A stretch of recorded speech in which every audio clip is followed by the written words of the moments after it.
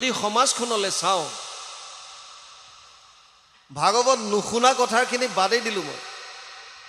শুনাসকলৰো ঈৰ্ষা, দ্বেষ, কাম, ক্ৰোধ এইবিলাকৰ ওপৰত সংযম এতিয়াও অহা নাই। তাৰ মানে যেনেকৈ শুনিব লাগে হয়তো আমি তেনেকৈ শুনা নাই। কৃষ্ণই দুৰ্যোধনক কৈছিল যে দাদা, তুমি ধৰ্ম কি বুজি পোৱা নে নাই? এতিয়া দুৰ্যোধনে কৈছিল জানামি ধৰ্মম নাচমে প্ৰবৃত্তি, ধৰ্ম কি মই জানো কিন্তু মোৰ মানিবলৈ ইচ্ছা নাই। ভগৱানে ক'লে যে অধৰ্ম কি জানানে নাই? দুৰ্যোধনে কৈছিল জানামি অধৰ্মম নাচমে নিবৃত্তি, অধৰ্ম কি সেইটোও জানো মই, কিন্তু মই নকৰাকৈ থাকিব নোৱাৰোঁ। আমি জনাক জানো কোনটো ধৰ্ম, কোনটো অধৰ্ম, কোনটো ভাল, কোনটো বেয়া। যদি নাজানিলেহেঁতেন তেতিয়াহ'লে বেয়া কামবিলাক মানুহে মনে মনে নকৰিলেহেঁতেন। যিমানবিলাক অপকৰ্ম সংসাৰত হৈ আছে, সমাজত হৈ আছে, প্ৰত্যেকবিলাক অপকৰ্ম বা বেয়া কাম মনে মনে হয়, লুকুৱাই লুকুৱাই কৰে। কিয়? শুনাততো বহুত শুনিছোঁ। আমি প্ৰত্যক্ষভাৱে এনেকৈ অনুষ্ঠানত শুনাৰ উপৰিও মোবাইলৰ যোগেদি ৰাতি দিন শুনি আছোঁ। আমাক অসমৰ বহু ঠাইৰ পৰা ফোন কৰি জনায়। কোনোবাই কয় বাপ ৰাতিপুৱা খোজকাঢ়িবলৈ যাওঁতে আপোনাৰ লগাই লওঁ, কোনোবাই কয় বাৰীত কৃষি কৰ্ম কৰি থাকোঁতে স্পীকাৰত লগাই লওঁ, আইসকলে কয় আমি ৰন্ধন ক্ৰিয়া কৰি থাকোঁতে মোবাইলত শুনি থাকোঁ। চব ঠিক আছে, কিন্তু শুনাৰ পাছত আমাৰ ৰূপান্তৰ কিবা ঘটিছেনে নাই? আমি কিবা নিজক পৰিৱৰ্তন যে হৈছে বা আমাৰ জীৱনলৈ যে কিবা ৰূপান্তৰ ঘটিছে, এইটো কিবা অনুভৱ কৰিব পাৰিছোঁনে নাই? কেনেকৈ গম পাব কিবা যে ৰূপান্তৰ ঘটিছে? সমাজত চোৰ, ডকাইত, ধৰ্ষণ, লুণ্ঠন এইবিলাক নাইকিয়া হ'ব। কিন্তু যদি সমাজখনলৈ চাওঁ, ভাগৱত নুশুনা কথাখিনি বাদেই দিলোঁ মই। শুনাসকলৰো ঈৰ্ষা, দ্বেষ, কাম, ক্ৰোধ এইবিলাকৰ ওপৰত সংযম এতিয়াও অহা নাই। তাৰ মানে যেনেকৈ শুনিব লাগে হয়তো আমি তেনেকৈ শুনা নাই, এক নম্বৰ কথা। দুই নম্বৰ কথা, যাৰ পৰা শুনিছোঁ, আমাৰ দৰে যিসকল আলোচক, আমি ব্যাখ্যাকাৰ বুলি নাভাবোঁ নিজকে, আলোচক বুলি ক'ব পাৰে, আলোচনা কৰি ভাল পাওঁ কৃষ্ণৰ কথা।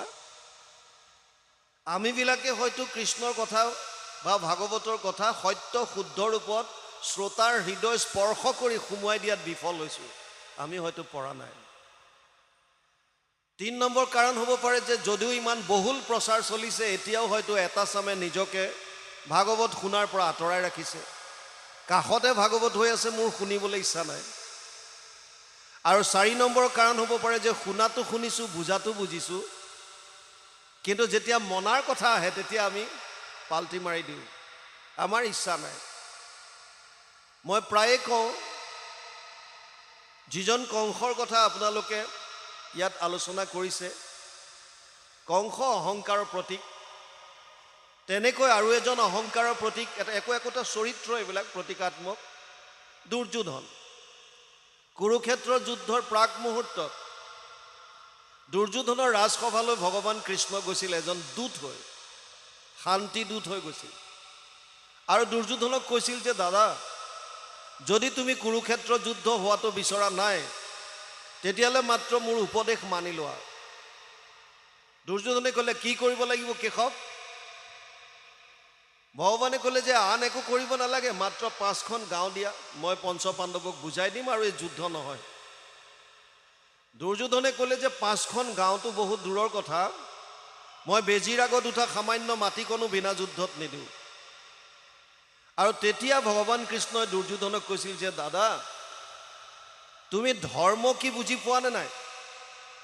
এতিয়া দুৰ্যোধনে কৈছিল জানামি ধৰ্মম নাচমে প্ৰবৃত্তি, ধৰ্ম কি মই জানো কিন্তু মোৰ মানিবলৈ ইচ্ছা নাই। ভগৱানে ক'লে যে অধৰ্ম কি জানানে নাই? দুৰ্যোধনে কৈছিল জানামি অধৰ্মম নাচমে নিবৃত্তি, অধৰ্ম কি সেইটোও জানো মই, কিন্তু মই নকৰাকৈ থাকিব নোৱাৰোঁ। কেনাপি দেৱেনা হৃদি স্থিতম যথা নিয়োজয়সী তথা কৰোমি। মহাপুৰুষ মাধৱদেৱী শ্লোকটোৰ অনুবাদ ঘোষাত কৰি থলে, ধৰ্মক জানোহো মই তথাপি প্ৰবৃত্তি নাই, অধৰ্মত নিবৃত্তি নহয়, হৃদিস্থিত হৈয়া তুমি যেন কৰাবহা স্বামী, ঋষিকেশ কৰিব তেনেয়। আমি জনাক জানো কোনটো ধৰ্ম কোনটো অধৰ্ম কোনটো ভাল কোনটো বেয়া যদি নাজানিলে হেতেন তেতিয়াহ'লে বেয়া কামবিলাক মানুহে মনে মনে নকৰিলেহেঁতেন যিমানবিলাক অপকৰ্ম সংসাৰত হৈ আছে সমাজত হৈ আছে প্ৰত্যেকবিলাক অপকৰ্ম বা বেয়া কাম মনে মনে হয় লুকুৱাই লুকুৱাই কৰে কিয় যদি গমেই নাপায় বেয়া বুলি তেতিয়াহ'লে ওপেন কৰিব লাগে খোলা খুলি কিন্তু খোলা খুলিকে কোনেও নকৰে মনে মনে কৰে তাৰ মানে কি তাৰ মানে আমি জানো যে এইটো বেয়া আৰু মনে মনে কৰিছোঁ সেইকাৰণে জনাৰ পাছতো আমি তেনেকুৱা কৰি আছোঁ তাৰ মানে ধৰ্মক জনাটো জানো কিন্তু তাক মানিবৰ কাৰণে আমাৰ ইচ্ছা নাই বুজি পাইছেনে এতিয়া নজনা কথা এটা জানিবৰ বিচৰাটো বেলেগ কথা জানি পেলাই নমনা কথাটো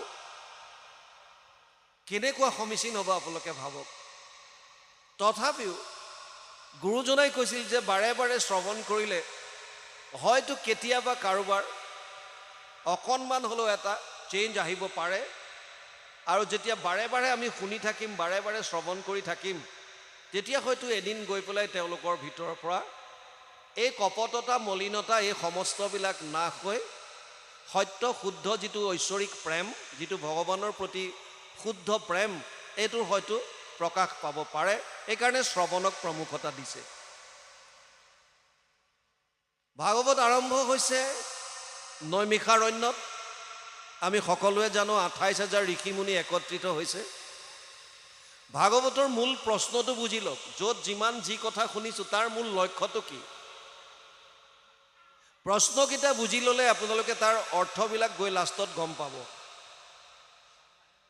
২৮,০০০ ঋষিক প্ৰতিনিধিত্ব কৰিছে শৌনকে শৌনক কোন কথামৃত ৰসস্বাদ কুশল শৌনকো অব্ৰবীত যিজন কথামৃত পান কৰাত কুশল সেইজনৰ নাম দিছে শৌনক শৌনকে প্ৰশ্ন কৰিছে তত্ৰ তত্ৰ অঞ্জস আয়ুষ্মান ভৱতা যত বিনিশ্চিতম পুংসাম একান্তত শ্ৰেয় তৎ না সমচিতুম অৰ্হসি ১:১:৯ প্ৰথম স্কন্ধ প্ৰথম অধ্যায় ৯ নম্বৰ শ্লোকত শৌনকে কৈছে কলিযুগৰ মানুহৰ কাৰণে আটাইতকৈ শ্ৰেষ্ঠ কৰ্মটো কি যিটো কৰ্মৰ দ্বাৰা তেওঁলোকে পৰম কল্যাণ সাধন কৰিব পাৰিব এইটো হৈছে মূল ভাগৱতৰ ভেটি ভাগৱত ক'বলগীয়া কিয় হৈছে মূল প্ৰশ্ন এইটো যে কলিযুগৰ মানুহে কল্যাণ সাধনৰ অৰ্থে কৰিবলগীয়া আটাইতকৈ শ্ৰেষ্ঠ কৰ্মটো কি এইটো শৌনক আদি ঋষি সমস্তই সুত মুনিক সুধিছে উত্তৰ দিয়াৰ আগতে খালি শৌনকে কৈছে যে হে সুত মুনি তুমি যিকোনো উপায় দিলে কলিযুগৰ মানুহে অৱলম্বন কৰিব নোৱাৰিব কিয় আঠটা বস্তু কলিযুগত হ্ৰাস পাব ততচ্চ অনুদিনম ধৰ্মম সত্যম শৌচম ক্ষমা দয়া কালেন বলেন ৰাজন নংসতি আয়ু বলম স্মৃতি ১২:২:১ দ্বাদশ স্কন্ধ দ্বিতীয় অধ্যায় প্ৰথম শ্লোক ভাগৱত আঠটা বস্তু কমিব কলিযুগৰ মানুহৰ ধৰ্ম সত্য শৌচ ক্ষমা দয়া আয়ুষ বল স্মৃতি আমাৰ আয়ুষ কমিব শাৰীৰিক বল কমিব স্মৃতি শক্তি হ্ৰাস পাব তেতিয়া আমাৰ কাৰণে উপযুক্ত কলিযুগৰ মানুহৰ কাৰণে উপযুক্ত উপায় বিচাৰিছে যদি সুতমুনিয়ে ক'লেহেঁতেন যে ঠিক আছে যদি কোনোবাই কল্যাণ সাধিব বিচাৰিছে ১০০০ বছৰ তপস্যা কৰক কলিযুগৰ মানুহৰ কাৰণে এইটো সম্ভৱ নহয় কিয় ইমান দিন জীয়াই নাথাকে এইকাৰণে শৌনকে প্ৰথমে কৈছে হে সুতমুনি প্ৰায়েনা অল্পায়ুষ সভ্য কলৌ অস্মিন যুগে জনা মন্দ সুমন্দ মতয়ো মন্দিয় ভাগ্য হি উপদ্ৰতা ১:১:১০ প্ৰথম স্কন্ধ প্ৰথম অধ্যায় ১০ নম্বৰ শ্লোক ভাগৱত তাত কৈছে হে সুতমুনি কলিযুগৰ মানুহৰ আয়ুস কম প্ৰায়েনা অল্পায়ুষ কিমান আয়ুস ১০০ বছৰ প্ৰহ্লাদে আকৌ ইয়াৰ ব্ৰেকআপ দিছে পুৰুষৰ আয়ুষ শত বৰিষ সাক্ষাৎ তাহাৰ অৰ্ধেক যায় বিফলে নিদ্ৰাত আধাটো শুই থাকোঁতে যায় বিংশতি বৰিষ যায় বালক ক্ৰীড়াত আৰু বিংশতি যায় জৰা অৱস্থাত বৃদ্ধ অৱস্থাত ২০ বছৰ জীৱা অৱশেষ আয়ু থাকয় যুৱাত সিও কামে ক্ৰোধে লোভে যায় অজ্ঞানত গতিকে যি ১০০ বছৰ পাইছোঁ তাকো চাই থাকোঁতে খতম সেইকাৰণে আটাইতকৈ সহজ উপায় বিচাৰিছে শৌনকে ক'বলৈ আৰম্ভ কৰিব ধৰিছে সুতে শৌনকে কৈছে ৰ'বা আৰু এটা কথা বুজি লোৱা, আমাৰ যে 28,000 ঋষি মুনি দেখিছা, এইবিলাক নপঢ়া নুশুনা নহয়। 28 সহস্ৰ ঋষি বেদত প্ৰধান, গুৰুজনাৰ কলম। 28,000 ঋষি চব বেদত উস্তাদ। গতিকে এওঁলোক নপঢ়া নুশুনাকে তোমাৰ ওচৰত অহা নাই যে একো অধ্যয়ন নকৰাকে আহিছে উপায় দিয়া, এনেকুৱা নহয়। সমস্যাটো কি? সমস্যা হৈছে ভুৰিনি ভুৰি কৰ্মানি শ্ৰুতব্যানি বিভাগছ। শাস্ত্ৰ বহুত আছে আৰু বিভিন্ন শাস্ত্ৰত বিভিন্ন মত দিছে, সমস্যাটো তাত। আপোনালোকে জানি আচৰিত হ'ব, বেলেগ সম্প্ৰদায়বিলাকলৈ যদি চায় তেতিয়াহ'লে ধৰ্মগ্ৰন্থ এখন বা দুখন। যদি মুছলমানক চাই সোধে আপোনালোকৰ ধৰ্মগ্ৰন্থ কি, ক'ব এখন কোৰাণ। খ্ৰীষ্টিয়ানক যদি সোধে তোমালোকৰ ধৰ্মগ্ৰন্থ কি, ক'ব বাইবেল। শিখসকলক যদি সোধে ক'ব যে কি, বোলে গুৰু গ্ৰন্থ চাহিব। বুদ্ধিষ্টক যদি সোধে তোমালোকৰ ধৰ্মগ্ৰন্থ কি, ক'ব যে ত্ৰিপিটক। আৰু আমাৰ 4 বেদ, 14 শাস্ত্ৰ, 18 পুৰাণ, স্মৃতি শাস্ত্ৰ বেলেগ, দৰ্শন বেলেগ, 2খন মহাকাব্য, গীতা, অগণন শাস্ত্ৰ আছে। শাস্ত্ৰ থকাটো আপত্তি নাই। ডাঙৰ কথা হৈছে এখনৰ লগত এখনৰ মিল নাই। বুজি পাইছে নাই? সমস্যাটো তাত হৈছে এখন শাস্ত্ৰৰ লগত আনখনৰ মিল নাই। ক'ৰবাত কৈছে কল্যাণ কৰিবৰ কাৰণে যাগ যজ্ঞ পূজা পাতল কৰা। যিসকলৰ হাতত সেইখন গ্ৰন্থ পৰিছে তেওঁলোকে তেনেকৈ কৰি আছে, আপুনি মই নিন্দা কৰিবলৈ কোন? ক'ৰবাত কৈছে যাগ যজ্ঞ পূজা পাতলত নাপাবা, তুমি দান দক্ষিণা কৰা, তেওঁলোকে তেনেকৈ চলিছে। ক'ৰবাত কৈছে তাত নাপাবা, জপ তপ তীৰ্থ কৰা, তেওঁলোকে তেনেকৈ কৰিছে। ক'ৰবাত কৈছে নাই, ঘৰ দুৱাৰ বাদ দি সন্ন্যাস ব্ৰত ধাৰণ কৰা আৰু পৰ্বত বা জংঘলৰ মাজত গৈ ধ্যান ধাৰণা সমাধিৰ দ্বাৰা পৰম কল্যাণ সাধিব পাৰিবা। বছ ঘৰ দুৱাৰ বাদ দি কেৰুৱা বস্ত্ৰ পৰিধান কৰি ওলাই গৈছে। আপুনি কাকো নিন্দা কৰিব নোৱাৰে। যেতিয়ালৈকে শাস্ত্ৰৰ উত্তম গীতা ভাগৱত মানুহে অধ্যয়ন নকৰে তেতিয়ালৈকে জীৱনৰ আচল মাৰ্গ পোৱাটো ইমান সম্ভৱ নহয়। মাধৱ পুৰুষকে চাওক, তেওঁ শাস্ত্ৰত পণ্ডিত আছিল। যেতিয়ালৈকে গুৰুজনাক লগ পোৱা নাই তেওঁতো এয়া কামতে ব্যস্ত আছিল। আনকি মাকৰ নৰিয়াৰ পৰা সুস্থ হ'বৰ কাৰণে পাঠা ছাগলী আগবঢ়াইছে বলি দিবৰ কাৰণে। গুৰুজনাক লগ পোৱাৰ পাছত যেতিয়া গুৰুজনাই ভাগৱতৰ তত্ত্ব বুজাই দিলে, যথা তৰুৰ মূলে নিচেচানে ন তৃপ্যন্তি তদ স্কন্দ ভুজ উপশাখা প্ৰাণোপহাৰাচ্য যথেন্দ্ৰিয়ানম তথা সৰ্ব অৰ্চনম অচ্যুতেজ্য।